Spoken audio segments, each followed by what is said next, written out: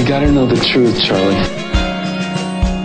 This is Stu Webb, federal whistleblower, the new host of Veterans Today Radio News Reports, Monday right here on Revolution Radio. My guests are writers and contributors to VeteransToday.com, the number one alternative media magazine in the world and the true voice of the world's clandestine community. We will be discussing recent articles that deal with government corruption, politics, military, Illuminati, and world events that affect your lives and what you can do to change the direction of America. So tune in to the Veterans Today Radio News Reports every Monday evening from 6 to 8 p.m. Eastern on Studio B here on Revolution Radio, freedomslips.com. Thank you. Coverage? Oh, you mean them little root weevils that crawl around popping off cameras in your face? And those root weevils write history.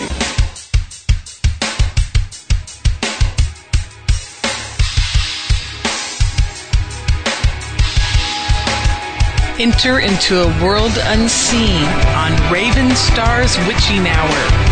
You will encounter eclectic topics from the realm of spirit brought into our matrix of truth.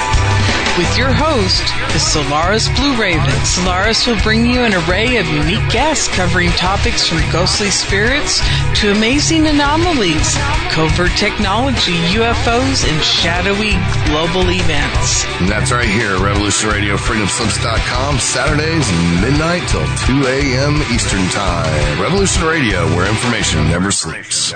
Let the magic rise. Enjoy your extra big-ass fries. You didn't give me no fries. I got an empty box. Would you like another? Extra big-ass fries. I said I didn't get any. Thank you. Your account has been charged. Your balance is 0. Please come back when you can afford to make a purchase. No. I'm sorry you're having trouble. trouble. Come on. My kids are starving.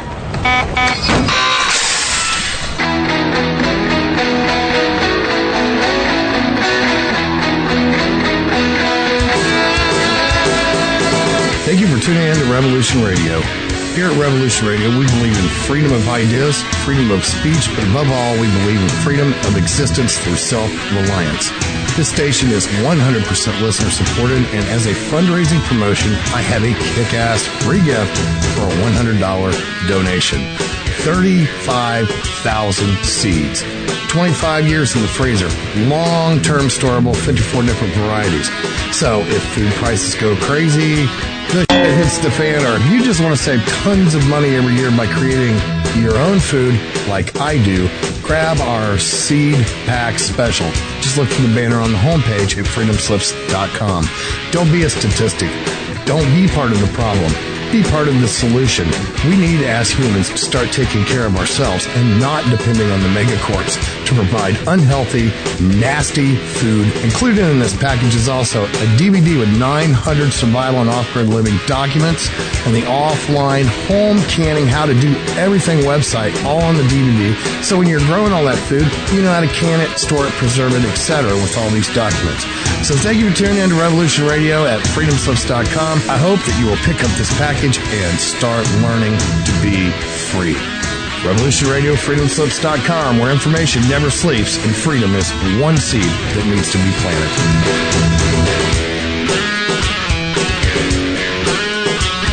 What we do in life, it goes in eternity. From the corrupt corridors of Wall Street to the lords of the City of London, from the gold markets of the Pacific Rim and the Far East, comes the Guerrilla Economist. He clears the fog of economic and geopolitical disinfo. Know the truth, see the trends, understand the players. Protect your future and family. The financial freedom fighter, a rebel with a cause. This worldwide transmission has been brought to you by the Guerrilla Economist, helping the world understand, prepare, and make sound decisions to protect your future and your family. Visit the Guerrilla Economist at roguemoney.net, spelt ROGUEMONEY.net, for additional information and services.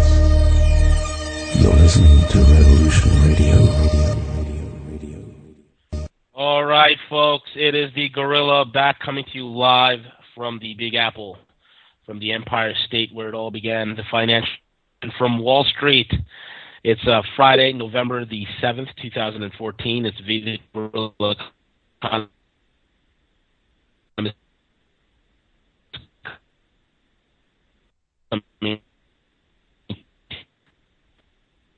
V, I can't hear you. I'm going to have to reconnect with you. Okay, we had technical issues there, but I seem to be back in action. All right, so we are freedomslips.com. We are listener supported, so go ahead and click the donate button on the main screen as well as the chat room box. That being said, folks, we have an awesome show lined up for you today. We're at 15 minutes past the hour. We're going to have Greg Morse. He's going to be calling in.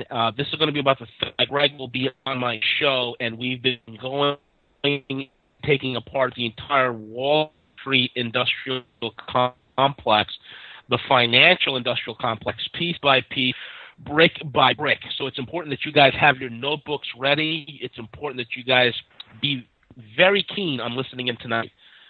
That being said, a lot of ground we're going to be covering. This is the prequel, and I'm talking about this being the prequel for the November 14th show, which we are dropping bombshell disclosures. And I'm not talking about we're going to let you know that aliens are real or not. I'm not here to tell you if Bigfoot is real or that we even found this monster. We can't do anything about those silly little things, but what we can do is put ourselves in a position where on the other end, we can stay viable and we can win the other side of that day. And that's what we're trying to do. So 15 minutes past the hour, Greg Morse will be calling in. That's basically about 7. That's about 8 minutes from now. That being said, I got a couple of notices, a little announcement real quick. Folks, you need to follow Rogue Money. Okay, we've been predicting a lot of things. We've been breaking a lot of news. Go to roguemoney.net. 99 cents per month. Okay, it is cheaper than a price of coffee from Starbucks. Okay, that is the beauty of Rogue Money. If you're following some, especially the recent gold and silver beatdowns and manipulations, folks, today I went out and I bought myself a monster box of silver. I picked up a couple more ounces of silver whenever I can, especially the prices being this low, because I know what the real value to get out there. You get active in getting your metals, getting active in preparing to store your wealth so you can stay viable on the other side of this. So we're Carrot Bars, our conference call is getting rescheduled for Tuesday at 8 p.m. on Tuesday night. Please be aware of that. We had some technical difficulties on the last call. And that being said, also, we have our Plan B seminar. That's Plan B Panama. The conference call is November the 11th at 7 p.m. That's for anybody who is interested in getting the heck out of Dodge. Use an exit strategy. We got a team in place already, viable lawyers. We have a team of attorneys, bankers, real estate guys. Everything is for you to move. So that's set up. Will be on the 11th at 7 p.m. The seminar, folks, here's a good thing. We're tweaking the seminar. We're going to move the seminar date to February the 2015. We have time to do that. Also, I want to let all you folks know that conference also being moved to the February the 20th and the 21st. We're able to, because we changed venues, cut the cost. So the cost of this whole two-day seminar in Panama that covers the cost of the expenses of your first-class hotel rooms, as well as all your meals, breakfast, lunch, and dinner, is $2,500. You can get more information on Plan B Panama. That's Plan B Panama info. That being said, also, a lot of people, I've been getting a lot of emails. People asking me, hey, can you help me out? if you need help with this, if you need help with that, I want to know that I am available for consultative services. That option is there. Just email me. It's guerrillaeconomist.com. Also being said, interested in internationalization. Okay, you want to get internationalized. You want to be able to get your assets protected under an umbrella like a international corporation.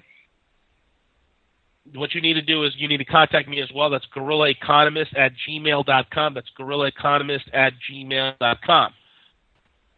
All right, that being said, folks, we have a great lineup again, like I said. Tonight, Greg's going to be coming on in about 4 minutes or so. And once he's on, we're going to set up a lot of things. And, folks, this is the deal, okay? I've been doing this for a while, and people are, I bring back certain guests that have a certain talent, that have a certain knack for this type of information. And when we bring them back, and every time they come on, we see that there's a continuity of information. We see that there is a detail, great details in their information that they present, okay? And that helps us to understand the whole entire system, because there's nobody that I know that's doing this. Okay, fine, we all know about the Eurasian trade zones. Yeah, we know about the economy going down. Yeah, we know about all these things, but we are not paying attention to what it's all about. And unless you understand what it's all about, you're not going to get it, okay? And we're setting this show that we're going to do, and Greg's going to break into a lot of information, bring a lot of things out. This is the prequel to the November 14th bombshell disclosure. And if you're listening to my voice, you need to have your parents, your grandparents, your grandkids, your sisters, your uncles, your brothers, your nephews, your best friends, your roommates, the guy down the street, the guy that's running the gas station, the guy at the Dunkin' Donuts, the Starbucks. He needs to tune in on November the 14th, because the November 14th date, that show is going to be monumental. It's going to be the most powerful show and the most powerful information ever put out there in radio history. What we're going to present to you folks on November the 14th is going to make Watergate look like a Sunday school picnic. What we're going to present to you folks on November the 14th is going to make Iran-Contra look like a choir boy circus in comparison to the bombshell information that will be disclosed on the 14th. That being said, there is also, in conjunction with that show, we are going to have some information put out where you'll be able to sign a petition. And this petition will be for congressional hearings. And Greg is going to get into the detail with that and why we're doing that in regards to the November 14th disclosure. And folks, you're going to have to excuse me. I've been a little under the weather. I'm suffering from both Ebola and enterovirus 68, as well as bad Mexican food all at the same time.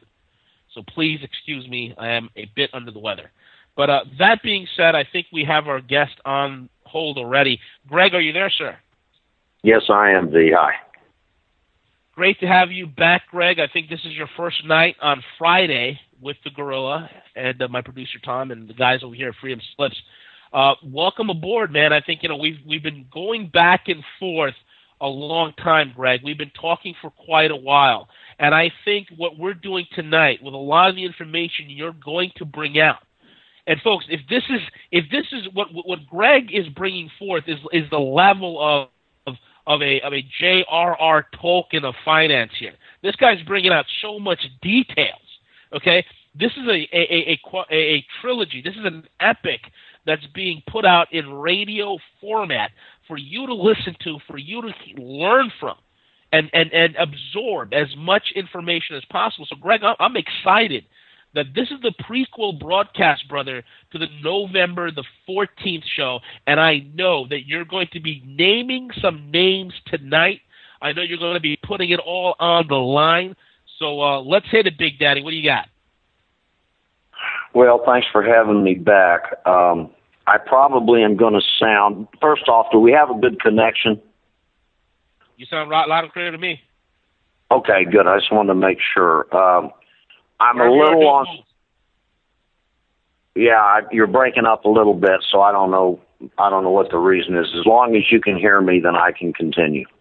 I can hear you. Just don't move. Yeah, it's V's connection. It's a little shaky.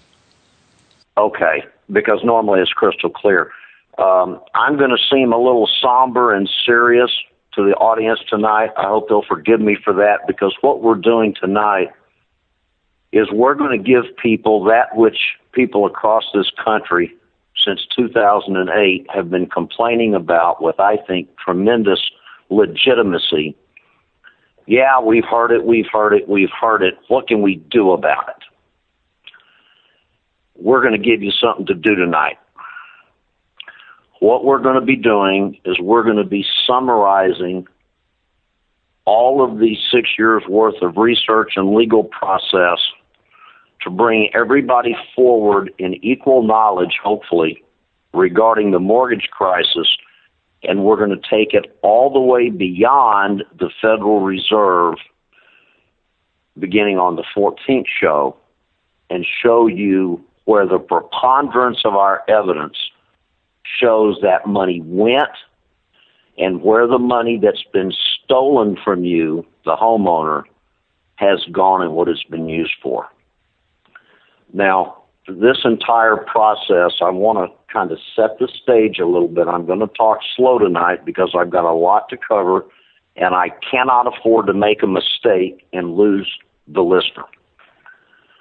This process started in 2008 with my discovery, pursuant to my involvement with uncovering the SNL debacle in 1985-86, as to the hundreds, actually it's a little over 1,000 individual acts of fraud, criminal, and civil statute violations in my one mortgage. That has led to what took place in April of 2011 with the filing of the first of 2 federal lawsuits. The first one was dismissed in early mid-2012 because of criminal activity by the lawyer that was an ex-federal magistrate judge that I had working for me at the time.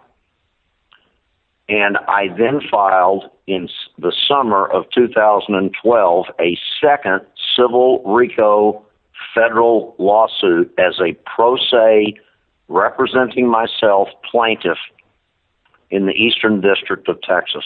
Now, let me say that all of the evidence that we're going to be talking about, I'm not going to get into tremendously detailed quoting of the evidence. I'm going to give the listening audience the summaries of what all of these pieces of evidence say. But as we speak, Glenn is uploading over 2,000 pages of the evidence, which brings us into tonight's show. If we don't have any interconnect upload problems, it should be up in the next 2 or 3 hours, but at least by in the morning, I hope that we will be able to motivate the listening audience to go to our website, saveourfamilyandhome.com.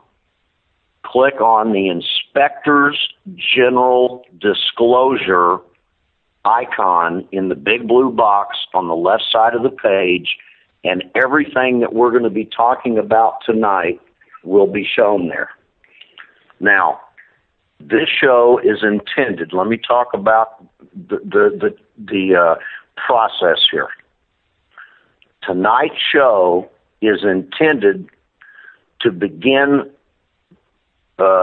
filling the gap from where we stopped on the 12th of October, where we talked about the DTCC and its control of the Federal Reserve and where the money stopped at that point. That's not the end of the story, because these quadrillions of dollars that have been generated don't get generated and just vaporize. They have to go somewhere. Through a number of events which were well beyond serendipitous, Mr. Scott Bennett of the U.S. Army and I have become associated. Scott and I both are ex-military men, and in that regard, only by your commitment, V, to bring this information out, commit to the process, can this be done? Now, because nobody else, quite frankly, has the courage and therefore the lack of cowardice to allow this information to be brought out.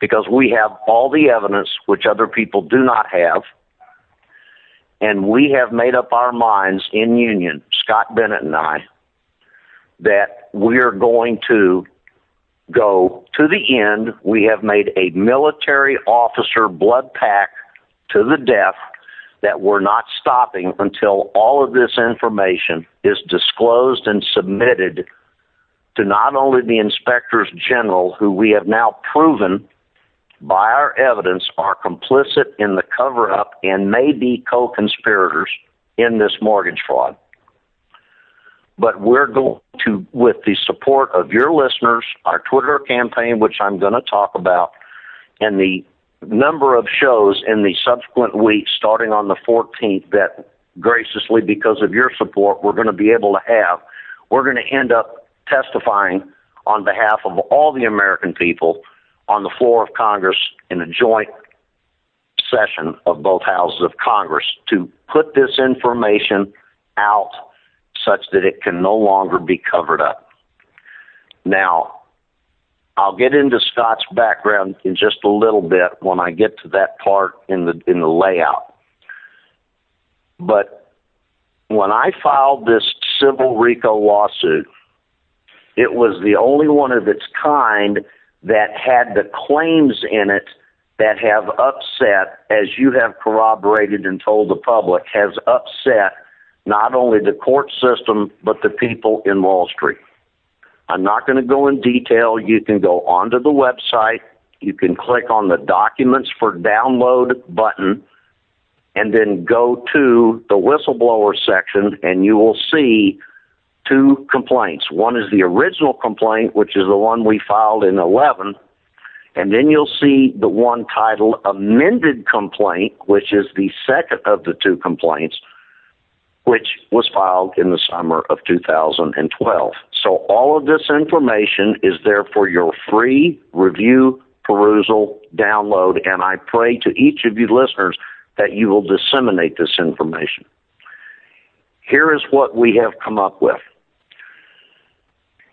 Back in April, on the 24th to be exact, of 2014, we made the strategic decision, because we're treating this very much as a military operation. So if you in the listening audience are an ex-military person, I would ask you specifically, because of the oath that you took and the courage that you had to serve your nation, I would ask you specifically to listen to the nature of the evidence, the goal that we're striving to achieve, the commitment we've made, and the organizational structure that we've laid out in the hopes that you, individual military people, will be some of the first to sign the petition, to force the Congress to quit covering up this information and to allow us to present this evidence and to testify in front of Congress, not for ourselves, but on behalf of every American citizen, homeowner, and military person who has been defrauded, lied to, and physically either severely injured or killed. And when you hear this information about what we have because of Scott Bennett, it gives us the ability to go beyond the Federal Reserve all the way to UBS, Union Bank of Switzerland, subsequently into terrorist funding, and trillions of dollars that have gone into the Black Ops budget. Now, let me say that we don't have all the evidence on the planet. Let me explain what that means. All of our evidence is open, public source, court admissible, corroborated, signed data. It cannot be refuted. The only way that evidence would not be disclosable to the American public is if the powers that be, the money controllers, and the court system were to collude and conspire to keep this information from being disclosed in its actual form, not discussion, in its actual printed form to the American public. Now, we've gone through a jillion legal fights. At this point, we've survived them all, and our case is moving forward in 3 different states. But what we decided to do back in April, on the 24th of this year, I filed with the Internal Revenue Service, and now I'm going to set the timeline in 2 or 3 minutes, then I'm going to quickly jump into the Inspector General's disclosure. I became a formal whistleblower as an American citizen. All of my linkages to the military and all the other linkages that I had all went away in about 96. So I am nothing more now than like everybody else. I'm just a regular Joe on the street American citizen with no linkages to any military or governmental organization, agency, or group. So when I filed the whistleblower package on April 24 of this year, I was in a very unique group, because if you study the whistleblower protection laws, those laws were originally and intentionally designed to protect people from within the government who wanted to blow the whistle on corrupt activities. They don't apply to me because I'm a citizen with no linkage to the parties that we're attacking.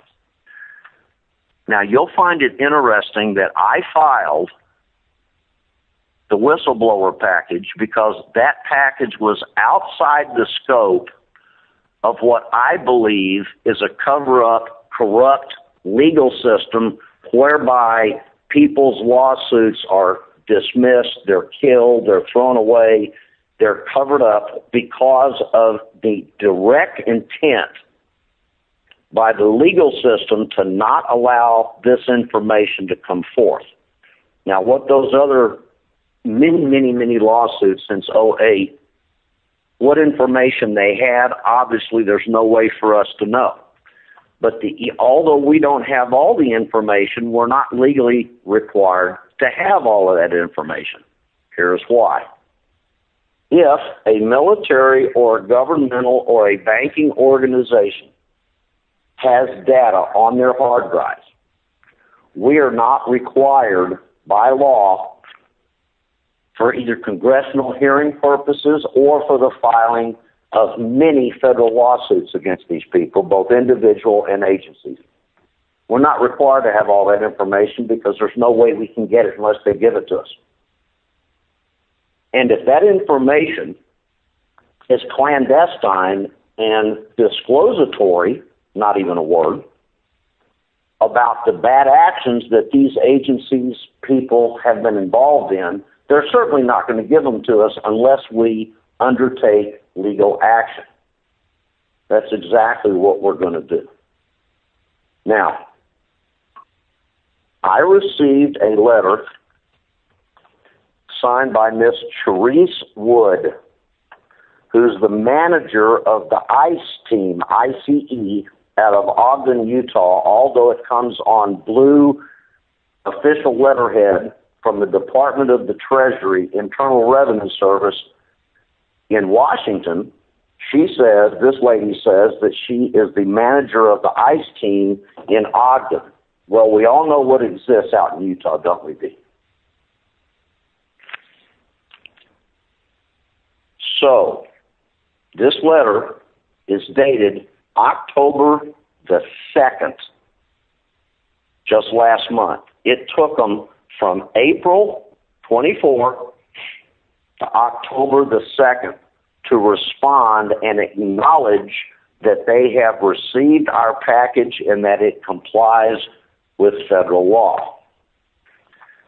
Now, during that 5 or 6 months time period, when we filed that whistleblower package, you can see all of these documents on SaveOurFamilyAndHome.com.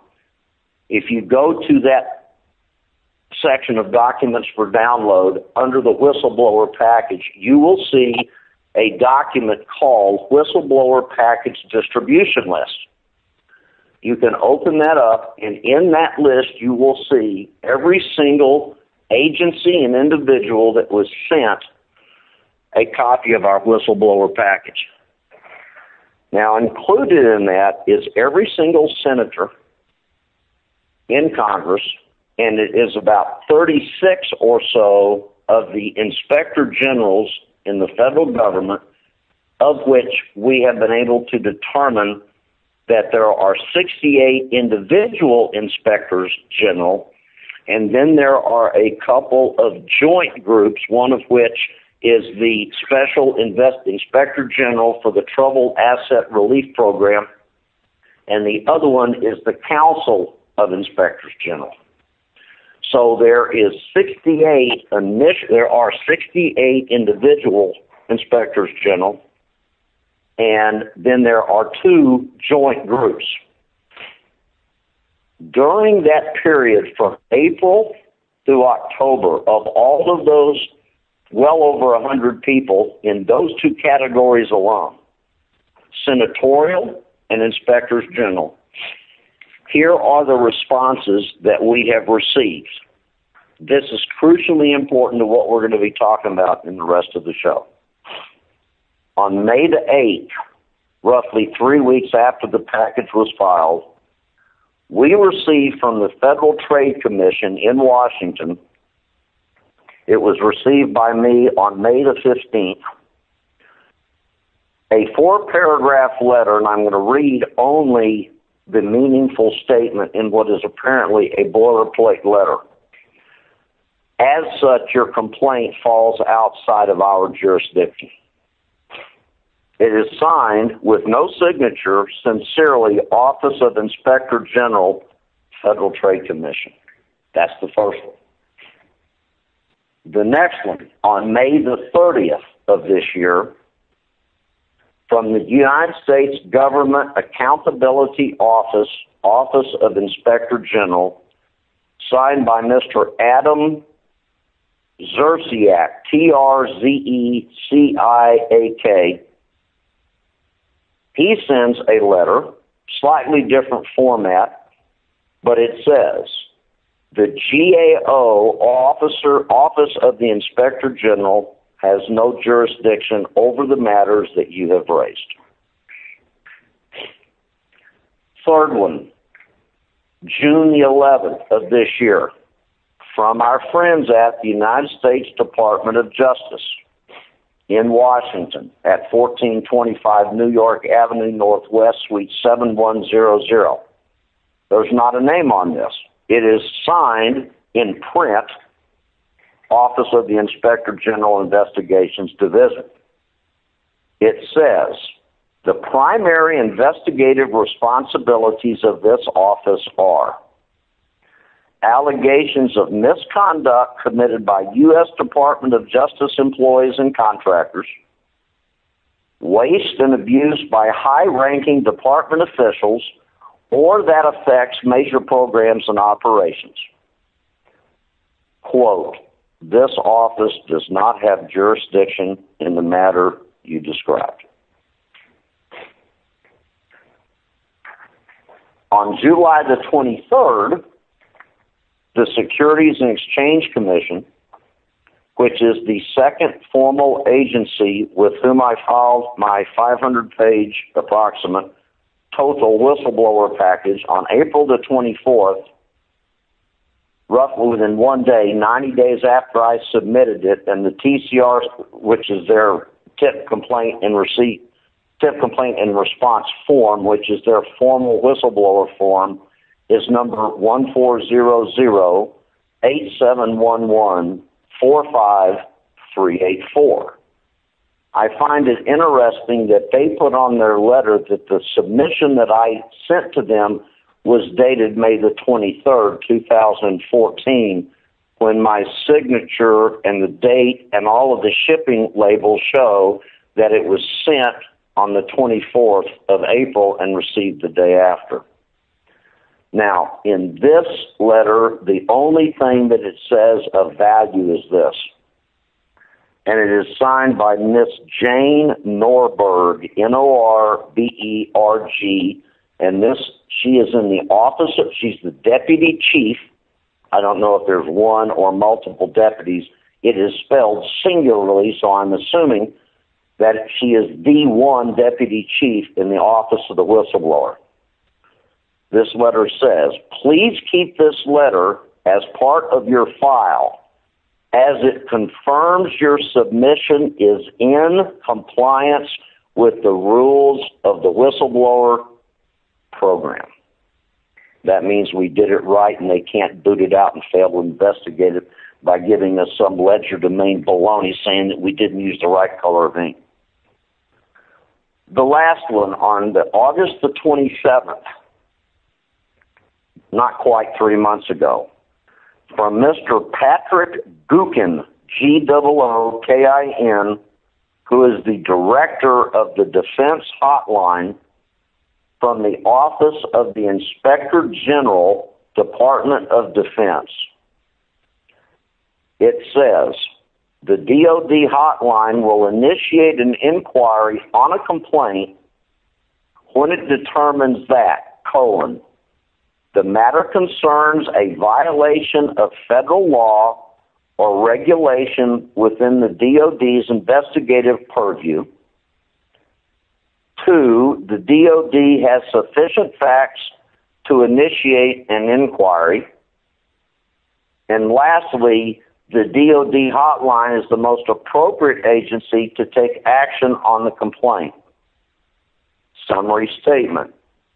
There does not appear to be a sufficient basis for the DOD hotline to initiate an inquiry. Now, considering that the whistleblower package itself was roughly 500 pages long, and there was 3 or 4 times that number of pages included, in the evidence submitted.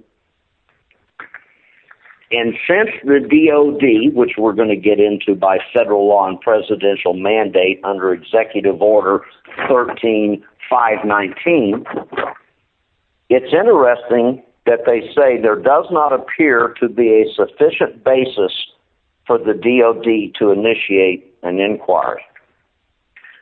Now, of the 36 that we sent the package to, those are the only inspectors general who have seen fit to respond to us.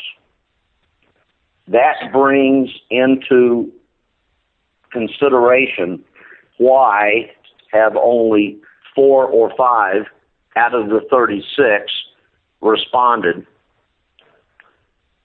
and why is it that the other 30 or so inspectors general who are governed by the same laws that we're going to be discussing and the coverage that they are exposed to under the executive order of 13519 executed by Obama on November the 17th, 2009, why it is that they think that by not responding to us, that somehow allows them to obfuscate their responsibility to stand up and fight for the American people. It's beyond me. So what this show is intended to do is to paint a very clearly documented picture. Although we have none of the evidence, but if we start filing federal subpoenas, lawsuits, and taking it to Congress with the support of American citizens who are registered voters, that's very important, I believe that we can, for the first time since prior to 2008, because people only became aware of the problem of the mortgage crisis in 2008. It had been gestating for decades prior to that. We have been following this trail, and since I'm a military man, my goal is not to talk. My goal is to act. Now, Scott and I can lead, we can follow, or we can get the heck out of the way and provide evidence. Nobody else has stepped up to the plate to do this. I am tired of talking. We have the evidence, and the American people are being devastated by this problem, much more so than, as you say, UFOs, Bigfoot, Benghazi, and all the other things about which we have nothing to say and no ability to do anything about. Here's what we're going to ask people to do, and then I'm going to start to disclose exactly what's going on here. We're going to ask people in the military, past, present, and we're going to ask civilians in this nation to do one thing, and money's not a part of it. The only thing we're going to ask them to do is to do that which they can, and that which either their oath, their love for the country, their love for their families, their love for those who have lost loved ones during the course of numerous illegal and unconstitutional wars that have been funded by the very, in part or in total, we don't know what the percentages are until we start going after these people with congressional investigations, federal subpoenas, and lawsuits. So I cannot, and I want to foot stomp that, I cannot say what percentage of the monies stolen from the American public have been used for black ops that some of us were in, and what part of that stolen cachet of dollars was used to fund terrorism. But the overwhelming preponderance of the evidence we have says that is exactly what happened. We don't know the whole story, and unless we get some people in Congress with some guts and some integrity and the parts of their body they need to have to help us uncover this massive fraud, which is resulting not just in the devastation of all of us. It's cost me millions of dollars. So I know, and I'm just like everybody else, I know how bad this hurts. But we are at a point where now we have proven, and all this evidence is going to be on the site, and this, along with many other thousands of pages of evidence, which we're still collecting, we're going to go to Congress with the support of the American people. We're going to show up on the floor of a joint meeting of both houses of Congress, and we're going to walk in with pallets of this data, and we're going to force it to be put on the congressional record in front of the American people, and we're not going to let the information be securitized, sanitized, sealed, or otherwise defrauded, covered up, and keeping from the American people's purview. Now, it's not just a money issue anymore, because God bless him of the price Scott Bennett has paid and his work on the pointy end of the spear in the military from the highest levels, including Mr. Dov Zakheim, who was the George W. Bush appointee to head the 911 commission, which we all know was totally a sham.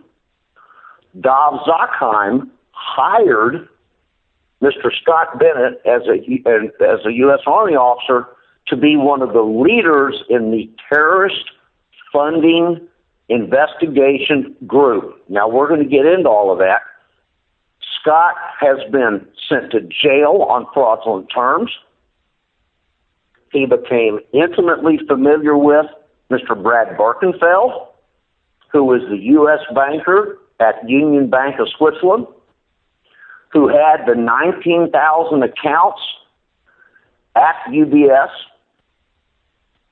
from which monies were funneled to fund terror activities.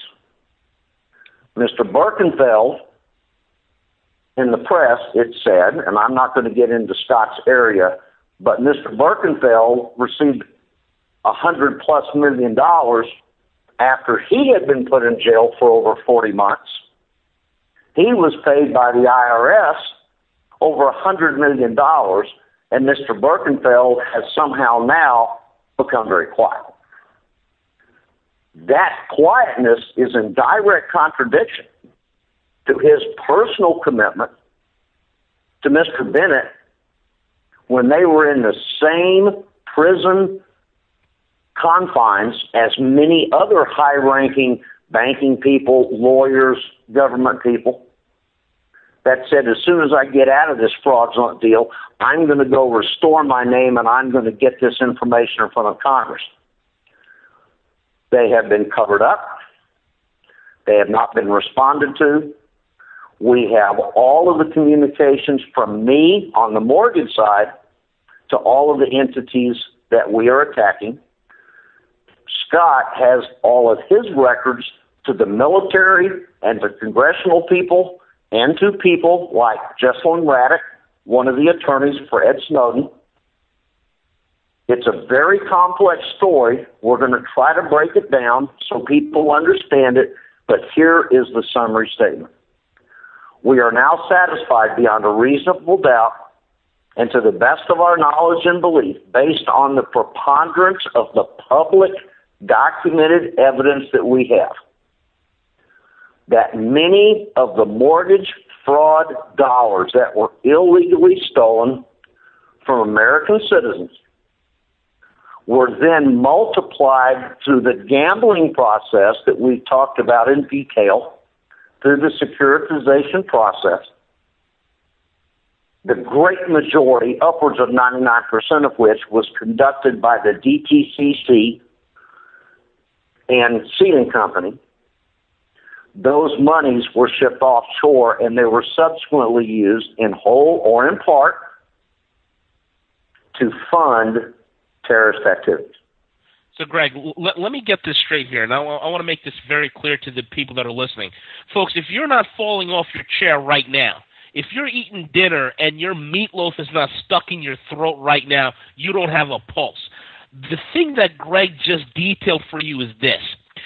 Your mortgage-backed security, your mortgages have been chopped up into mortgage-backed securities, sold on Wall Street, from Wall Street, through using fraudulent financial instruments, were chopped up, funded overseas to terrorist organizations like, I don't know, ISIS, and then utilized even in campaign contributions back to some very key individuals over here as well. That's how dirty and disgusting this is. This is bombshell information, folks. Please, I implore all of you to pay attention. Greg, please continue. I just had to say that. I appreciate it. We need all the support we can get. Here's what you, the listener, can do. Not asking for money. Don't send any. If you do, we'll return it. We are going to, although I've been out of the military formally since 1980, well, that's not correct. In the U.S. Naval Reserves, I was out in the mid-'80s as a lieutenant commander. It's been a long time, is my point. We are going to follow a set of military protocol, especially for those of you military members listening to me right now. This is a military operation. We're going to give everybody the weapons, the ammunition, and the frag order, short for fragmentation order, which is your, for those of you who don't know, a frag order is nothing more than your order as to where you're going to go to fight the next battle. We're going to give you everything you need. No money, no time. Just rely upon your oath of office and your character as a man or a woman who has given of himself or herself to defend that which we all cherish, and that is our constitutional republic. We ask you to go to the website. Now, this will all be live as of showtime, 8 o'clock Eastern Standard Time, next Friday on November the 14th. We ask you to sign the petition. You can do it digitally. We ask you to disclose your name, your address, and your phone number. I'm setting the standard for that. If you go to SaveOurFamilyAndHome.com in the top right-hand corner, you will see my address. If you go to my whistleblower application forms, you can read my Social Security number. The very first page of the website is signed by me. I'm not hiding from anybody. I've had it. I'm going to fight until I'm dead, and I'm not the one that should be leading this, but since nobody else has stood up, Scott and I have made the commitment with V. V is an integrally important part of this. For without V's willingness and courage to do this, this would not be taking place. He is the only person in America who has bellied up to the bar and said, I'm willing to take on all comers and whatever the risk of the blowback is based on what we're getting ready to disclose. So the three of us have made a blood pact oath that we're going to force this with the support of you, the American people, in a militarily styled operation, which means we're going to identify the target, which we're starting to do tonight, and we're not getting sidetracked by what I call lies. Other people call it political correctness. We're not going to get dissuaded by lawsuits, additional threats on our person or our properties, which I've lived with for 2 years. We are not going to get sidetracked by legally ledger domain speaking politicians who, if they don't come clean, we're going to investigate all of them from public sources, and we're going to disclose their financial relationships, where they got their money, how could they go to Congress soon after a bankruptcy and end up 20 years later being worth over $31 million. I'll save that bombshell for later. We're not going to stop. And we're going to raise the temperature so dead blame hot that some of these people somewhere are going to have to finally say, we have PO'd the American people and they are coming at us. That's all you have to do is to sign the petition, don't hide, and admit that you are a registered voter. Why is that important?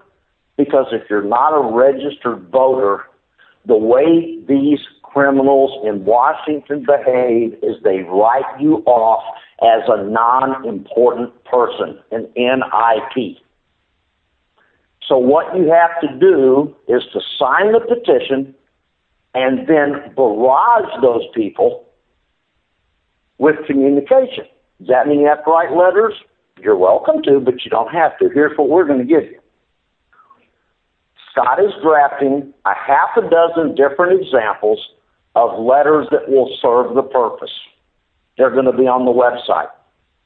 Second, we're going to give you all of the addresses out of our database on the website so you can find the addresses for your senators, your congressmen, and the inspector generals that you're going to be learning about tonight and further next week.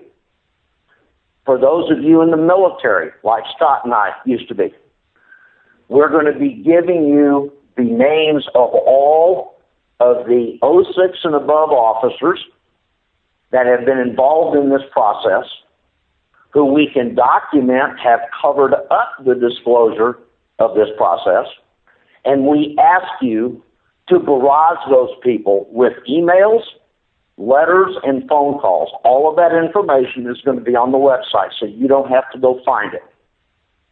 If you want to write your own letters, please feel free. God bless you. But we're going to ask the American people to be led by the honorable members of the military community as being those in a military operation set the standard for courage. We ask you to sign the petition, and lastly, when you click the checkbox, you are giving us your authority when we are prepared to submit the petition to Congress, demanding an open joint hearing on the congressional floor, that you allow us, without reservation, to submit your name as being a part of that petition.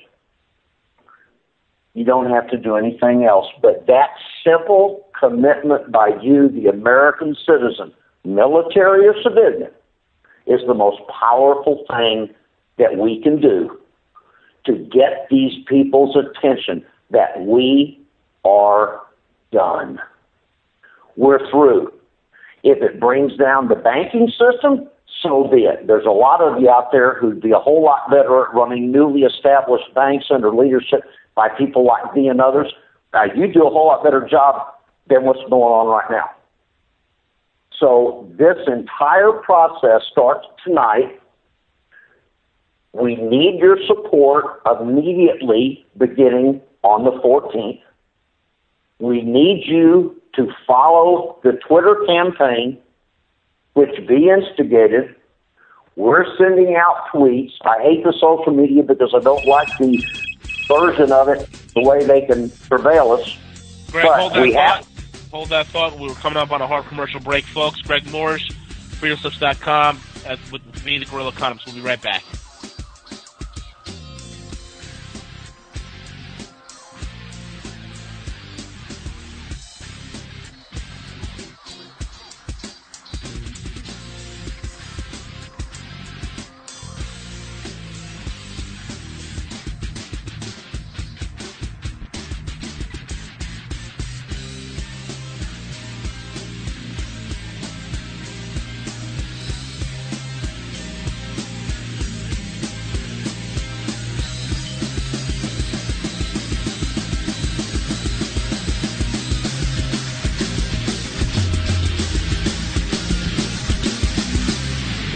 Listening to Revolution Radio.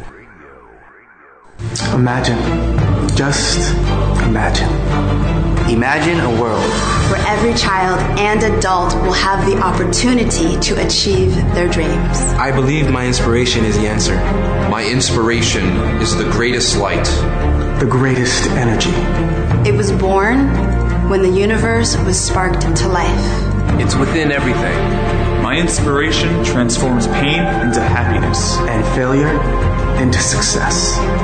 My inspiration inspires lives. It inspires lives. It inspires human lives. My inspiration is always shining like the sun. But it doesn't mean that it's alive. For centuries, my inspiration was in prison. In prison. In prison. It doesn't belong there. Its home is to be known to all people. My inspiration is in trouble. We are fighting for its life right now. Right this moment. This moment. Millions all over the world want to go beyond their limitations. Liberate their dreams and reach success. The failure of us all to be someone is the biggest disease of all time. Each day our brothers and sisters die. Please help us to birth this inspiration to life. And that will stop this disease. Help us get the word out of our inspiration. Help us. Help us. It's our shared belief for a better future beyond the horizon. Let's write the future. Heroism is here. Stand up and grasp it. Stand up.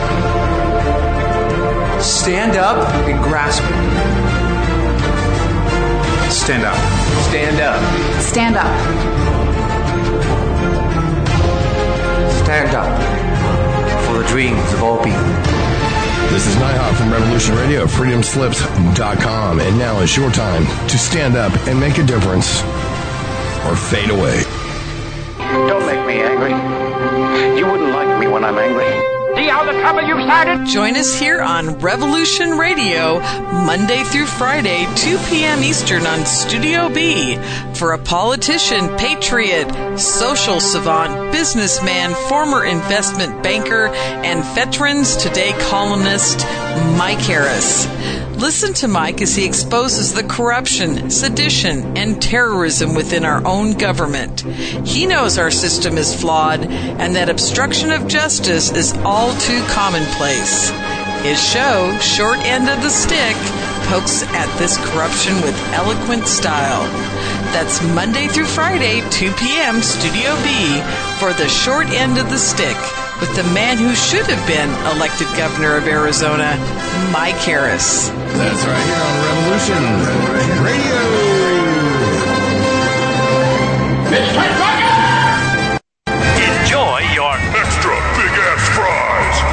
Give me no fries. I got an empty box. Would you like another? Extra big-ass fries. I said I didn't get any. Thank you. Your account has been charged. Your balance is 0. Please come back when you can afford to make a purchase. No. I'm sorry you're having Come trouble. on. My kids are starving.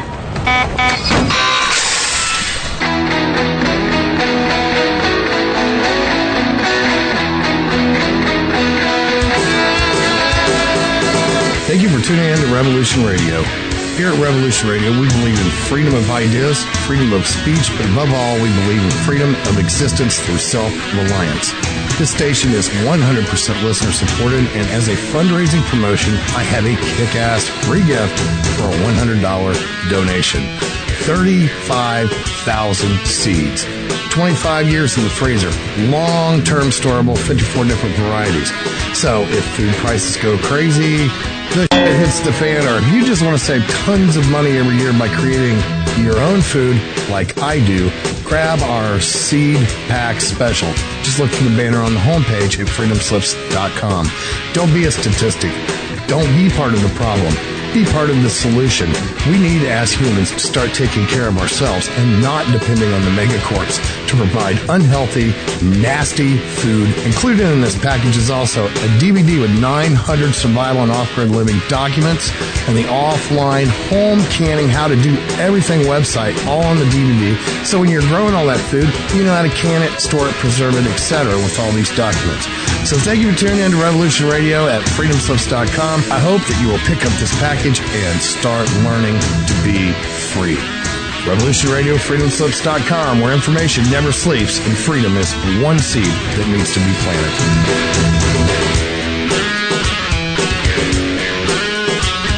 What we do in life, it goes in eternity.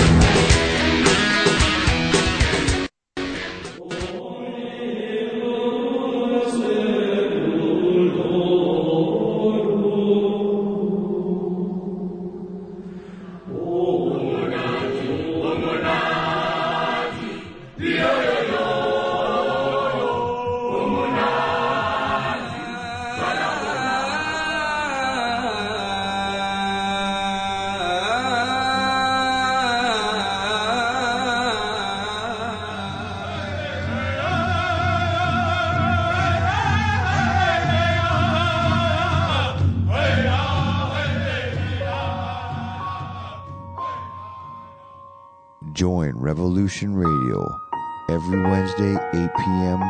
Eastern Time on Studio B for Momentary Zen with host Zen Garcia at freedomslips.com, the People Station.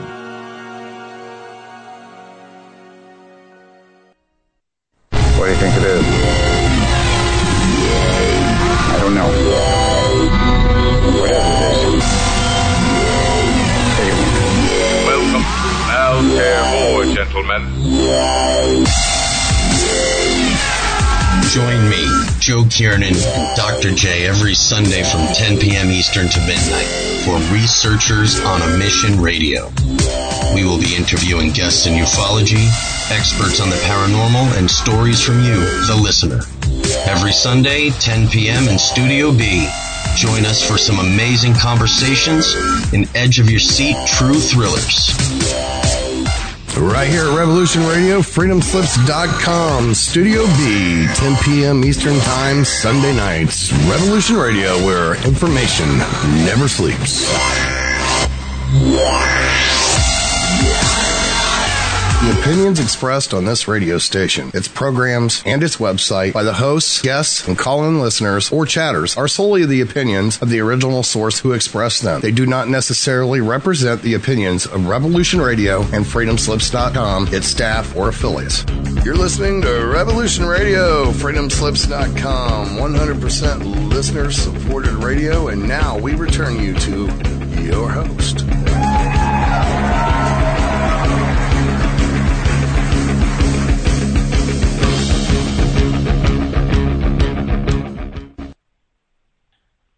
Folks, this is V, the Guerrilla Economist, back on freedomslips.com. We are listener-supported.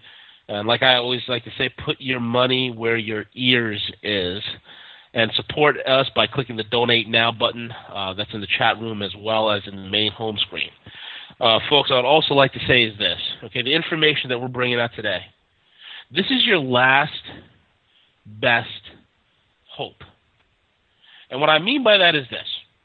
There are people who believe, well, you know, if I sign my name on a petition, that means they know who I am and they know where I live and the government will come and get me. Let me tell you folks something.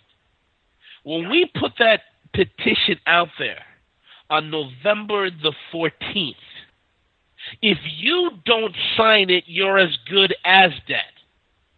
Now, that's harsh. That's some powerful stuff. Now, why do I say that? Folks, on my fingertips, I have access to over 900 years of human economic data. And believe me when I tell you that we are on the fast train to collapse. And as my good buddy W, when me and him would always talk about, you want to survive on the other side of this. There's a game being played.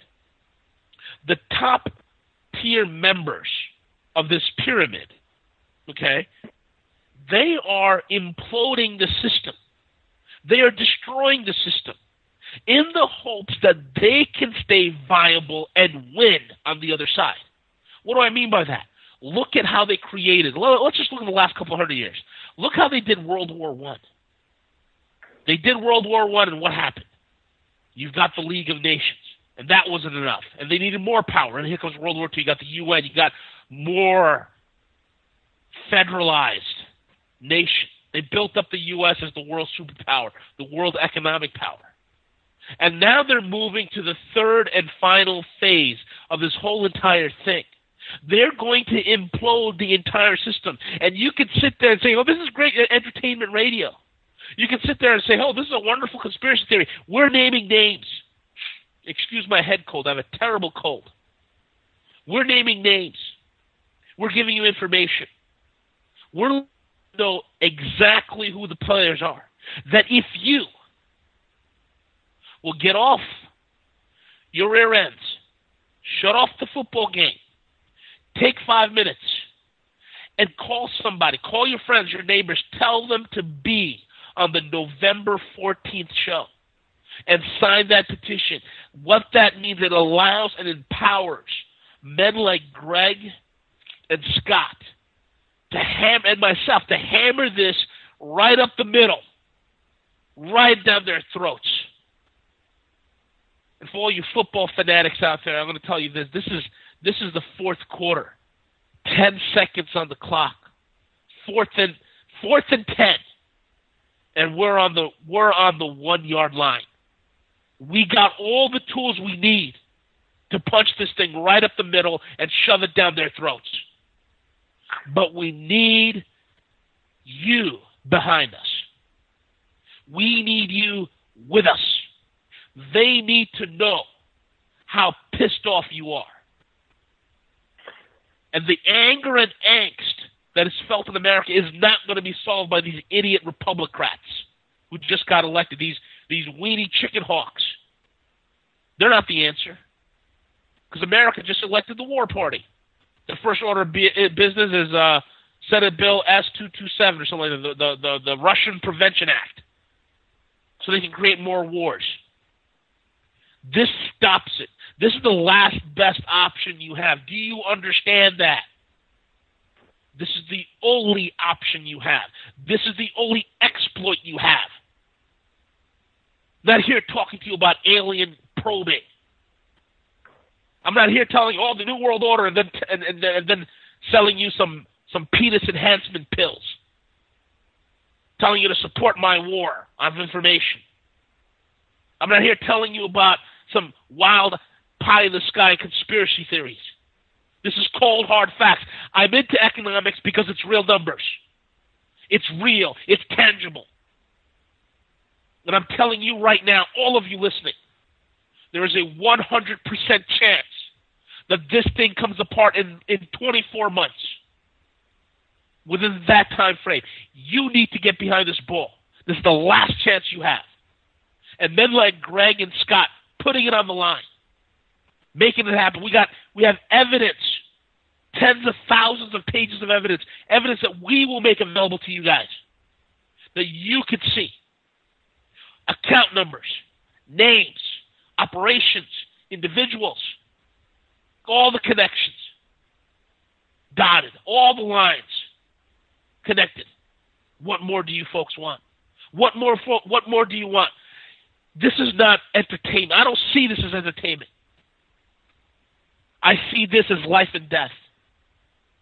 I see this as the last best damn chance for my country to get back on its feet and my countrymen to show the world that we Americans, that our blood still pumps. And we know what freedom is all about. So please, for your families, for your children, for your grandchildren, rise up. Rise up. Greg. I'll phrase it this way. I don't want to offend anybody, but to my core, I believe this. You're either a part of the problem or you're a part of the solution. If you, as an individual, especially those military personnel that I'm calling to action, we're being attacked. And if you sit back on your haunches and say, well, we can't do anything, or they may know who I am, my God, they already know who we all are. Grow some, stand up, and be a part of the solution. Because remember, why you as a listening audience member think nothing ever happens is for 3 reasons, and 3 reasons only. Number 1, people believe that the only way to accomplish anything is through the legal system. It has its place, and we're utilizing that to our maximum benefit. But that's not the only way. The second thing that people use as an excuse is, well, it has to come out of Congress, and the only way we can change that is to change one group of unethical criminals for another. Look at the last 50 years of elections. You don't want to have that conversation with some of us because you won't win that argument as to its lack of effectiveness. The third thing is that people think they can't have any impact. That is an excuse, and it makes the person who says that, in my book, for those of you who are military, it makes you a coward. You're afraid not to get into the firefight for fear that for the benefit of your team, you may get hurt. That's not the type of heroic men that I was raised with in the military. Let me tell you the solution to those 3. If you will go back in history, for those of you who know how to do research, if you don't, I should give this out. You may communicate with me directly. I have set up an email address. You can call me, you can love me, you can hate me, I don't care. Here's the address. It's Whistleblower Defense, all lowercase, no spaces, whistleblower.defense@yahoo.com. The only person who sees that is me. And I'll get back to you. Now, here's the way I prove that those 3 items are only excuses. If you go back and look at history, you make an old Benjamin Franklin T account, pluses on the left, minuses on the right.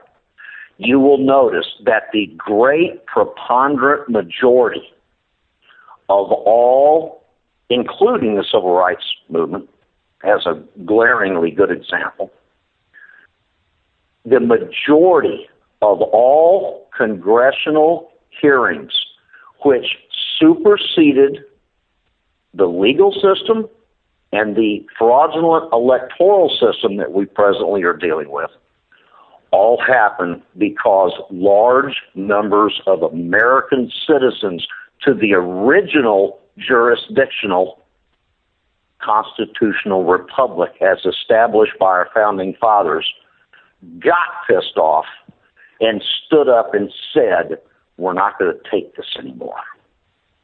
You don't have to be on the front line. We just need your support. Because when we go to Congress with the press and a major petition, hopefully with millions of names of courageous Americans who said, I don't have the money to fight a lawsuit, I don't have the research, but I am willing to follow my oath and follow those that are trying to lead us to a solution, we can stop this fraud, just like they did in Iceland. Just like they did in Iceland. But you have to be willing to do something.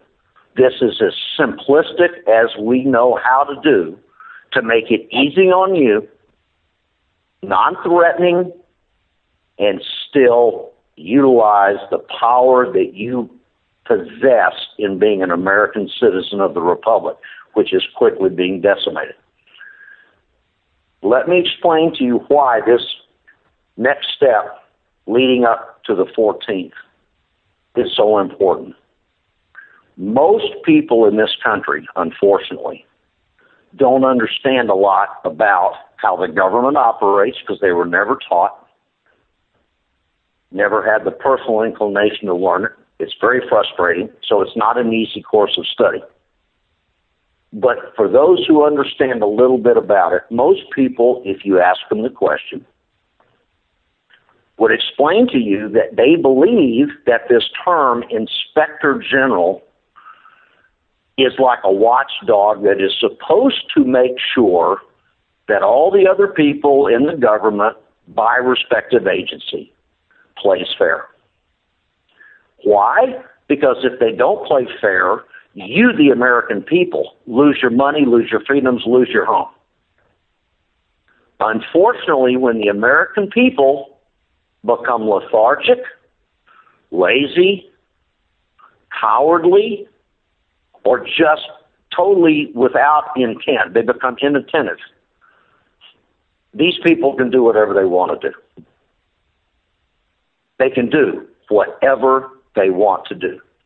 Posse Comitatus, NDAA, Patriot Act, Benghazi, it gets out of control quick. Now, is this going to be an easy fight? No. But for those of you in the military know, we don't ask how big the fight is. We say, where is the target? Yes, sir, we're going to go defend our honor and our people. That's the approach we have to this. Now, the Inspector Generals in global perspective came into existence, for the most part, in 1978 with the enactment of the Inspector General Act. The Attorney General of the United States,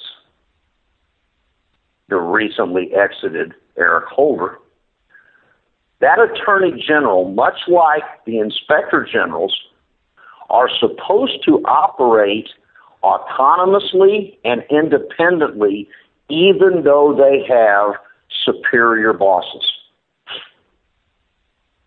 The Inspectors General for each of the agencies for whom they work report to the director of that agency, typically.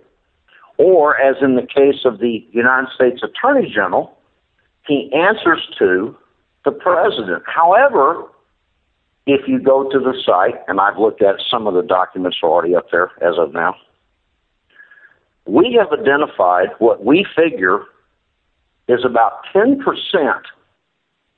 of all the United States codes and executive orders that mandate and demand the investigation and the prosecution by every single one of those 70 entities, 68 individuals and 2 groups, for fraud and criminal behavior for the benefit of protecting the rights and the financial securities of the American citizen. Although those IGs and the Attorney General work for their respective bosses and or the White House, here is what their laws, and I'm going to keep it very simple so you can see the dichotomy of between what's supposed to happen versus what has happened and why we're in the boat we're in. Either an IG or the Attorney General, they are mandated outside of the control of their bosses by federal law And those laws, we've already identified over 23 of them. And we figured 23, not one or two, 23. And of the thousands of executive orders that Obama has written, many of which directly address the mortgage fraud crisis, I'm only going to speak to one. That is Executive Order number 13519. Because under the auspices of that one order executed in November of 2009, none of these people can run and hide from us if you will have the courage to sign the petition. Here's why. If an inspector general determines that fraud or corruption or lack of attention to detail or failure to follow their congressional mandates is taking place by either their bosses or their agencies across the board, they have the mandated United States congressionally passed and presidentially signed laws that give them the authority to turn in their own bosses and their own agencies. Same for the Attorney General. Now, we all know that that hasn't been taking place in the last few decades. It works like this. If the Congress accepts the person that's nominated by the president to become the Attorney General, who either is or proves to be an untrustworthy, bad person by his behavior, then the citizens of this country are the ones who pay the price. Just let that sink in a minute. The president appoints the Attorney General, and if he proves to be a bad guy, that means he is in direct concerted activity with the president.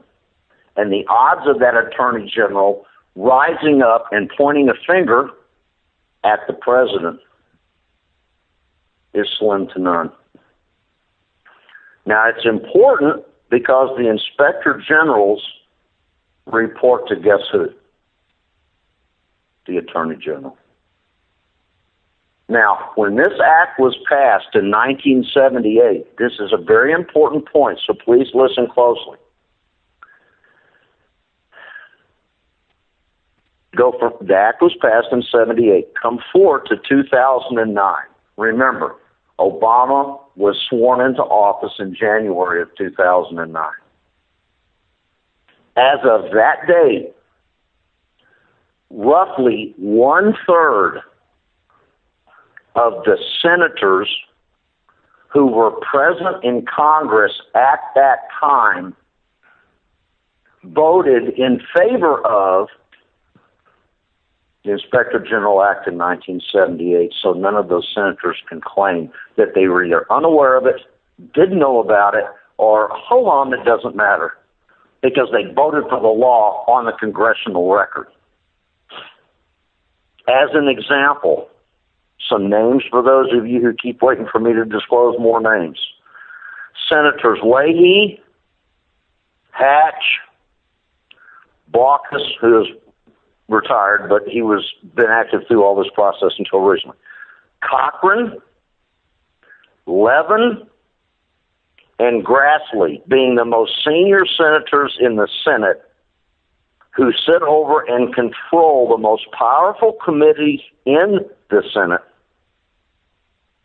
with the singular exception of Grassley, were there and voted on the IG Act of 78. What does that mean? It means that the very people that keep getting reelected from 78 to 2014 is 36 years. You got people up there who have made their whole dad-burn life and career in getting elected and stealing people's money.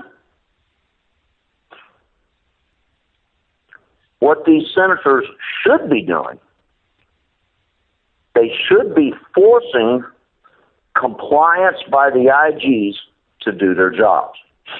Now, we have 37 laws total that we've identified. 23 have been completely evaluated, and they all say the same thing. applicable to different agencies. What they say is this. You, Mr. Inspector General, whether it's for the DOD, which rents houses for military people who get kicked out of their houses while they're in Afghanistan or Iraq or in some other illegal boondoggle war, all these laws say the same thing in different English, but it's crystal clear. You have two obligations, Mr. IG. You are without restraint to investigate and prosecute the perpetrators of criminal acts and fraud. Not just investigate like Holder's done, where he goes in to J.P. Morgan or Bank of America and they admit on the public record in the court, yes, we're guilty of criminal activity, but we're going to pay you $13 billion and another 10 or so over in England if you agree not to prosecute us as criminals. Oh, okay, we'll do that. We'll take your money. And oh, by the way, of all the money that we've stolen in J.P. Morgan's case, you remember what we covered earlier? Their entire residential mortgage-backed security / derivative portfolio was $90+ trillion. Correct. So that little $13 billion is nothing but a drop, not even a point of a percent. If you're looking at it from a balance sheet income statement perspective, it would be less statistically significant than the guy who owns the donut shop on the corner who has to pay his electric bill every month. That's how insignificant it is. It's a price of doing business. That's not what the law says. It says, Mr. Attorney General, you are to investigate and prosecute. It doesn't say investigate and let them buy their way out of the crimes that they have admitted on the court's public record. Doesn't say that. The American people, I do not believe, understand that. Here's what it means if the Attorney General, and I personally believe that's a major reason why Holder left. I think he's a punk. I think he's a coward. I'd like to meet him face to face with the evidence, without all of his handlers and all of his legal legerdemain, and let's see who survives that intellectual discussion. I like to meet him with a baseball bat, but that's an entirely different story, Greg. He wouldn't have the guts to even sit down and talk to me, and I'm just an old East Texas country boy. But let me tell you what it means. It means crystal clear, listener, that if these people don't do their job, my statement and call to action and challenge to you of you're either a part of the solution or you're part of the problem. It applies in this case. If you have a federal law mandate for the purpose of protecting the rights and the welfare of citizens of the constitutional republic, and on top of that, you have many, many executive orders by the various presidents since 1978 embracing that mandate and further clarifying that you as the IGs and you as the AG, you have no flexibility in following that law. If they then don't follow that law, they become co-conspirators after the fact to the cover-up for the crimes that they are not prosecuting. I hope that people understand the powerfulness of that statement. They are not standalone third-party overseers at that point. They become complicit in the conduct and or the conspiracy cover-up. They become co-conspirators after the fact. Because if you, Mr. Listener, Mrs. Listener, Greg, if you break a federal law, where do you expect to end up if you're caught? Jail. Listen. You got it. When they break federal law, what happens to them? You get the mainstream media come out giving you a bunch of propaganda hocus pocus, which I'm going to give you a number of examples here in a minute. and nothing happens to them. And you know why that process can continue to continue to continue? It's because me, thee, and you, the listeners, have not stood up, cast a vote, be counted, and support that vote by putting your name on a petition with thousands and hopefully millions of other people that allow us to go around the federal court system and go directly to Congress and say, you people are not doing your job. And you dang well better let us get this information on the record. It's not going to be sequestered because a lot of other people we're going to give it to. They already have it to protect us if something were to happen to us. So you can't cover it up. You better come clean now because the evidence we have, if you don't have a congressional hearing, you are definitely complicit in the cover-up. And don't give me any crapola about it being a national security interest. That's a bunch of crap. And I'm mad as hell about it, and I'm not going to take it anymore. I don't think robbing the American public is national security, period. Not even close. Here's an example. What happened during the IRS crisis of 2014? The answer is nothing. They lost all the emails. The Senate subpoenaed the Inspector General for the Internal Revenue Service to testify. They get through patting each other on the back. They let him leave the meeting. What happened after that? The answer is nothing. Let me give you an example. Here's why these guys are complicit in the cover-up, and we're going right at them. We're going right at them. We've got internal communication, which they put on their various and sundry websites, which they don't know we have, signed by the people who sent them. And I'm going to tie in now, not because it's my case, but I'm going to show you one powerful example. Remember this lady's name. Her name is Peggy Twohig, I guess is the way you pronounce it, Twohig. She is the Associate Director of the Division of Financial Services from the Federal Trade Commission. That letter with her signature will be on the website for all of you to see. Here's what she says in the communique in her report to her boss. One of the key defendants in my case, which is trying to get out of being prosecuted by being a member in the ResCap, Residential Capital Bankruptcy, in Judge Martin Glenn's Southern Bankruptcy District Court of New York, has been proven guilty of fraud by the Federal Trade Commission. Wow. And here are the laws which Peggy Twohig says that they have determined Homecomings Financial, LLC, of which many of you probably have had dealings with, they have been found to have violated 15 U.S.C. Section 1691 through 1691F and 15 U.S.C. Section 41 et sec. And that's based upon the disclosure by Homecomings of their dealings under the auspices of 12 U.S.C. Sections 2801 through 2810. Now, why is that important?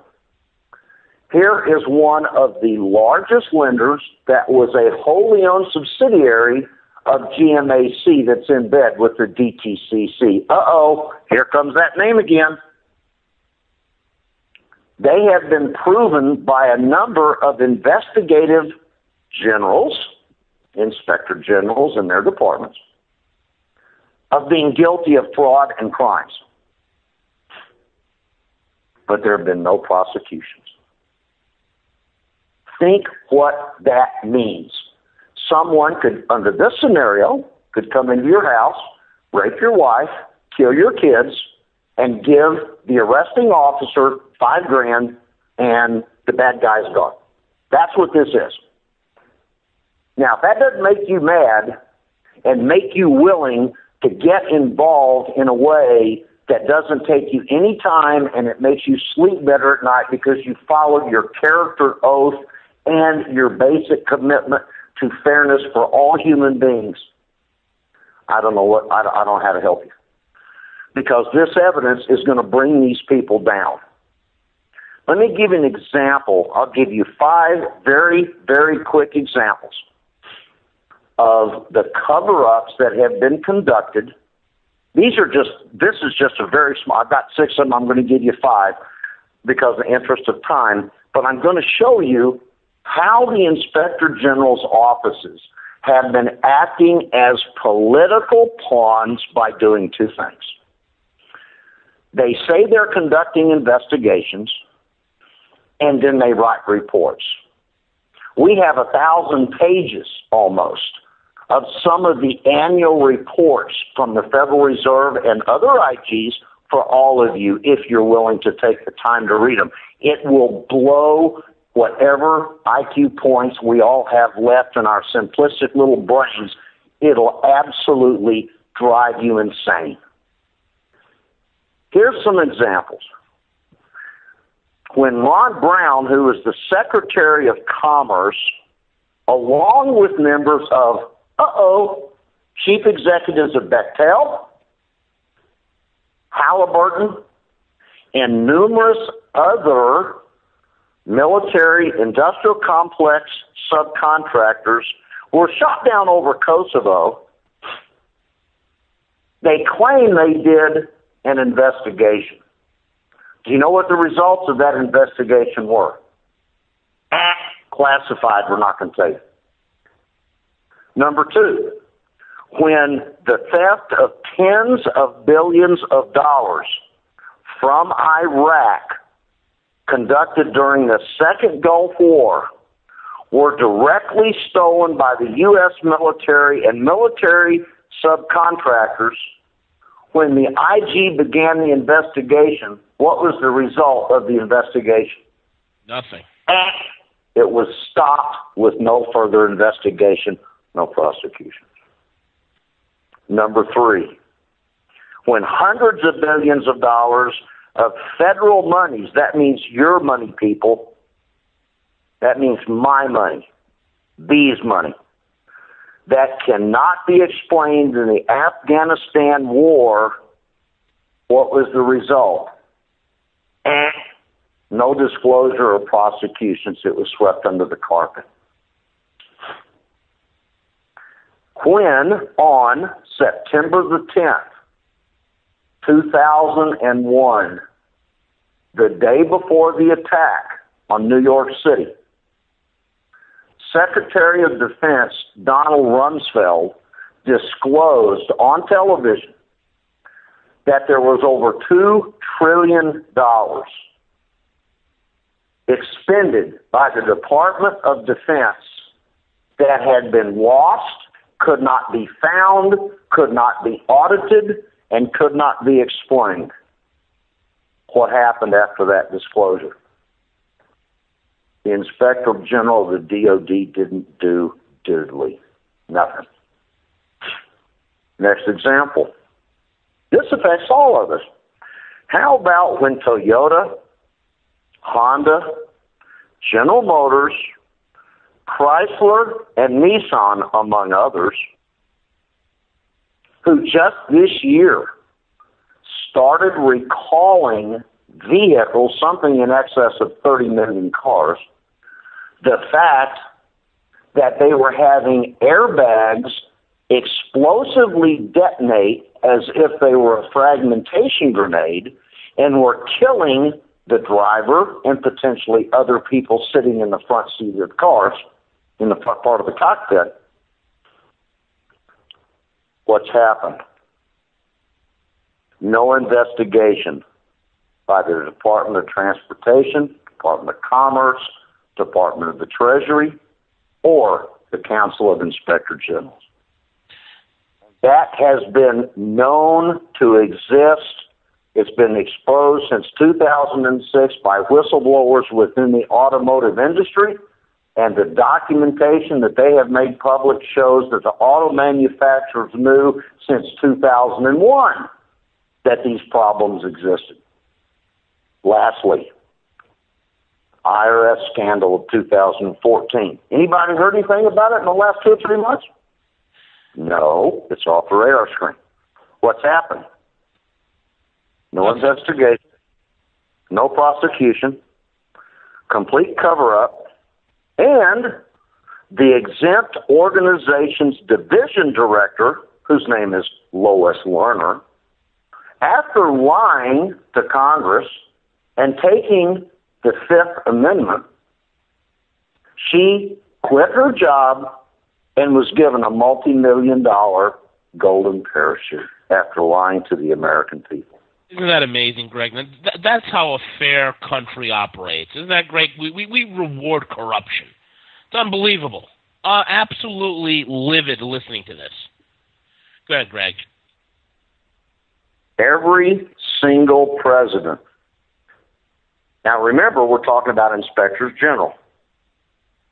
We now have documented evidence, and we will use my case for the benefit of disclosure and linking of the information for the benefit of every American citizen, because that's who it applies to.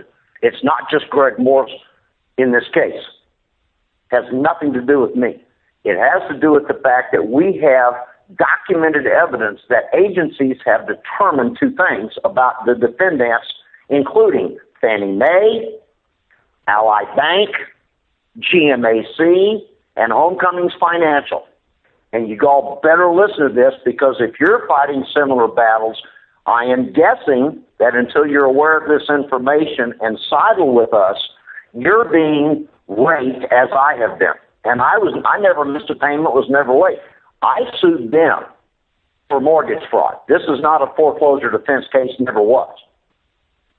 We have agency information from Inspector General's offices, which says the following.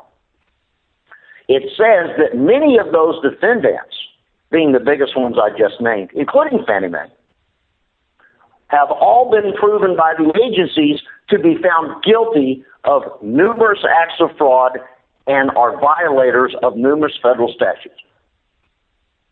Why is it then that when my case is in 3 different courts in 3 different states, actually it's 4, but we'll just say 3 for 3, why is it that the lawyers that represent these fraudulent organizations always fight us when we try to disclose this information to the judge, and then the judge says, that's not pertinent. I'm not going to allow that evidence to be discussed in my court. You dirty, lying coward.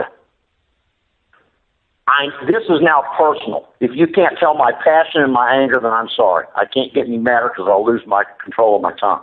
Get mad, Greg, get mad. These people are working together. Now listen to this, military people. And this applies to me, because I've been in this stuff just like you have. Every president since 1973 has violated the War Powers Act, originally of 1941, by conducting illegal wars which have lasted over 60 days without a declaration of war by the Congress. Most people say it's 90 days. No, it's not.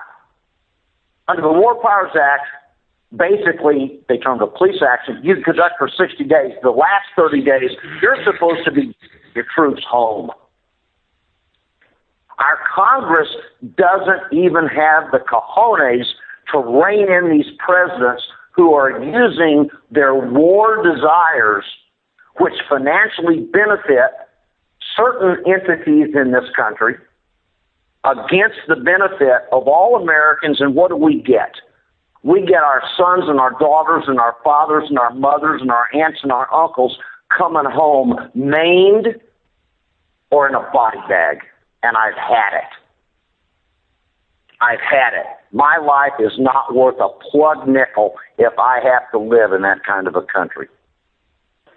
Since Obama was sworn into office in January of 2009, at least that we've defined so far, 23 separate specific laws have been passed for the express purpose of supporting not only the IG's behavior and their almost unlimited prosecutorial authority under the federal Constitution and the laws passed subsequent thereto. At least 23 more laws have been passed for the purpose of investigating, prosecuting, and stopping the mortgage fraud crisis. These laws include not only the modification and update of the U.S. Criminal Code, federal banking laws, but also federal laws that concern commerce and trade. You know what that means, people? It means that basically covers the entirety of the spectrum of all United States codes. There's almost no place for these people to hide. This is one you need. In other words, go ahead. In other words, they're totally nailed. They've been caught red-handed, totally nailed, and there's no escape. The only thing that's their saving grace is the people remain ignorant. Well, tonight, folks, guess what? You can't plead ignorance anymore. You can't. Not anymore. And come the 14th, we're taking this thing right up the middle. Greg. There is an organization that you all need to investigate, research, go to the site, read about it, and do everything else in addition to us to help us out. There is an organization called SIGTARP, SIGTARP. It stands for the Special Inspector General for the Troubled Asset Release Program. Is that right? I have a hard time with the name. Troubled Asset Relief Program. Now here's why that's important. The first three words. Special Inspector General. It means it is a collection of a number of presidentially directed inspectors general, which I'm going to give you here in a minute, from many different government agencies that were brought together under the auspices of SIGTARP. It was established in 2009 under the codified federal law as identified Public Law 111-15. And it was created under Obama's signature for the express purpose of investigating and prosecuting the fraud that led to the 2008 crisis.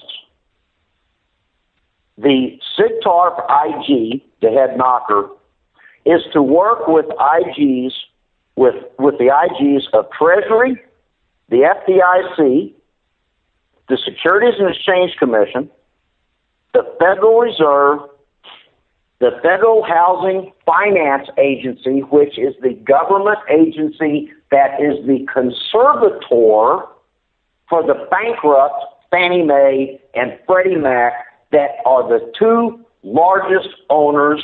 Number one, they're government. They're part of the government. Their GSE or government-sponsored enterprise status is effectively gone.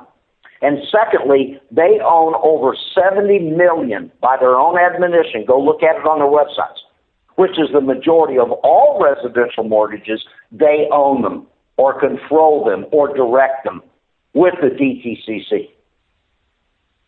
Think about that. That means the federal government has two agencies which they lie to us about as to their autonomy, that being Fannie Mae and Freddie Mac, under the unique classification of government-sponsored enterprise. That is a legally ledger domain name, which is nothing more than a propaganda mask for saying this is an independent organization, so all you dumb Americans can think they're not related to the federal government, when in fact they're controlled by. And now, when they file bankruptcy, the federal government comes in and establishes the Federal Housing Finance Agency, which you can read on our website until the cows come home, or go to their website and find out who they are. They're the conservator. That means that they now own it on behalf of the federal government. It's what I've been saying for years. The government owns what they claim to be, because they're not going to tell you about the DTCC and the Wall Street involvement, but they are in direct collusion, corruption, and involvement with more mortgages than anyone else on the planet.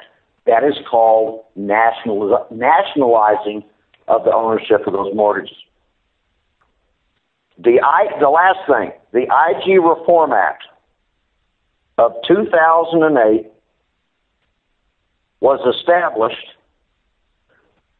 to develop the number 70th of the IGs, called the Council of the IGs. Another bureaucratic development of a new committee in effect, which was going to be comprised of already existing IGs that already were not doing their job. I'm going to read a very small part, and I'm going to shut up and it's open to you to ask whatever you want. I'm holding in my hands an official copy from Library of Congress of Executive Order 13519. Here's what the first paragraph says. It's very short. This is on Obama's signature. By the authority vested in me as president by the Constitution and the laws of the United States of America, and in order to strengthen the efforts of the Department of Justice in conjunction with federal, state, tribal, territorial, and local agencies, to investigate and prosecute significant financial crimes and other violations relating to the current financial crisis, that being the home mortgage crisis, and economic recovery efforts to recover the proceeds of such crimes and violations and ensure just and effective punishment, not negotiated, over-the-table, lawyer-generated, you're a crook, I lied, you swear to it, you give me money and I let you go deals, and ensure just and effective punishment of those who perpetrate financial crimes and violations. It is hereby ordered as follows. Now, let me just read a few. There's about 30 of them. I'm just going to whip off the top 5 or 6. Here are the the inspectors general that have to respond to the attorney general who has been set up by Obama as to the person who is going to chair this task force, because this act establishes another bureaucratic organization called the Financial Fraud Enforcement Task Force. Greg, the acronym is... 2 minutes, Greg. You got about 2 minutes. I'm sorry, buddy. Okay, FFETF. Here's who they are. Department of Justice, Treasury, Commerce, Labor, HUD, Education, Homeland Security, SEC, Commodity Futures Trading, Federal Trade Commission, FDIC, Federal Reserve System, FHFA. We've talked about them before. Office of Thrift Supervision, Comptroller of the Currency, Small Business, FBI, Social Security, IRS, Criminal Investigations. It goes on and on. So it is now clear that these people have been corrupted, either voluntarily, involuntarily. We don't know till we get on to the next step. But they are a part of this process, and that is why people keep saying, last statement, I know all of this, but nothing ever happens. I just gave you the answer why. And next week, we're going to explain to you where the money went, and hopefully you folks will come alive, support us, give us your hopes and your prayers, your support. Email us. We'll do everything we can to help everybody involved. V, thank you for having me. Greg, it's a pleasure. Folks, that's Greg Morse from SaveOurHomeAndFamilies.com. Check out Greg's website, and this is the prequel. This is the prequel to the November 14th bombshell. And, folks, this is the most important information you will ever hear. It's on the Guerrilla Economist radio program, and I'm only here because of freedomslips.com. Folks, this is a listener-supported radio station, and we need your help because of Freedom Slips, because it exists. That's why this information is getting out to the massive amount of people that are listening to this show right now. So please, click the Donate Now button on the main screen and even in the chat room box. Support us. Put your money where your ears are. Support us. Be a part of this endeavor. Support what we're going to do on the 14th with Greg, Scott, and myself, the team that we've put together. It's very, very important. This is the last best chance. These guys have been blocking us in the courts. They've been blocking us with these different inspector generals. But we're going to take this thing and ram it right up their middle, folks. And this is the best shot you have. Stand up and be counted. If you stand up and be counted, that's the most important thing I can tell any one of you folks. Please. This is not about, putting out some fancy schmancy conspiracy theory or anything like that. This is the only exploit you have. This is the only lever that you got to pull. And we're giving it to you tonight. We're giving you the goose that laid the golden egg. We're telling you, here it is. The information that you want, here it is. The change you're looking for, here it is. This is the vehicle that we're going to use, folks. Be a part of the team. This is V, the Guerrilla Economist, of the Guerrilla Economist radio show. I want to thank freedomslips.com. Support us. I want to thank my producer, Tom. Be here next week, November 14th. Disclosure time. Bombshell. Good night.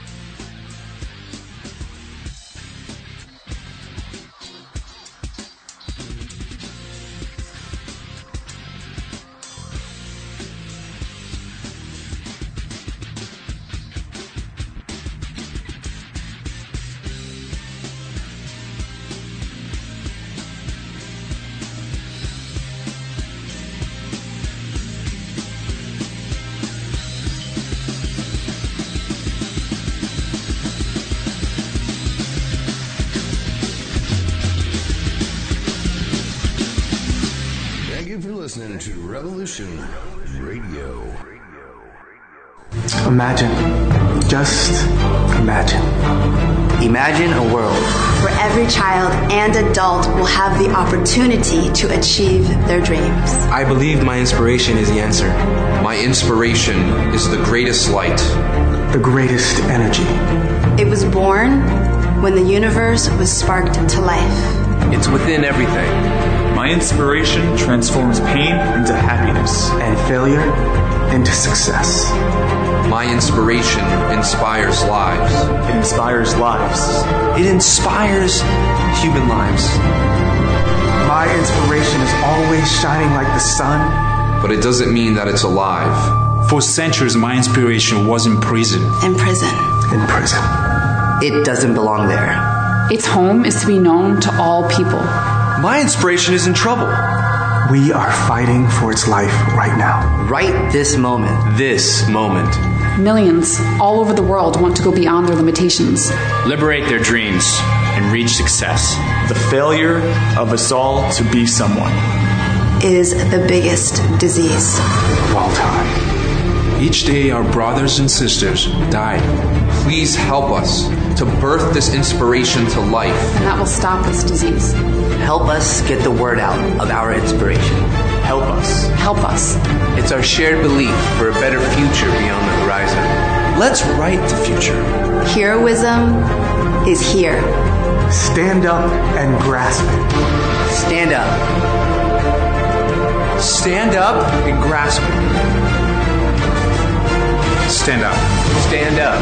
Stand up. Stand up for the dreams of all people. This is Nighthawk from Revolution Radio, freedomslips.com.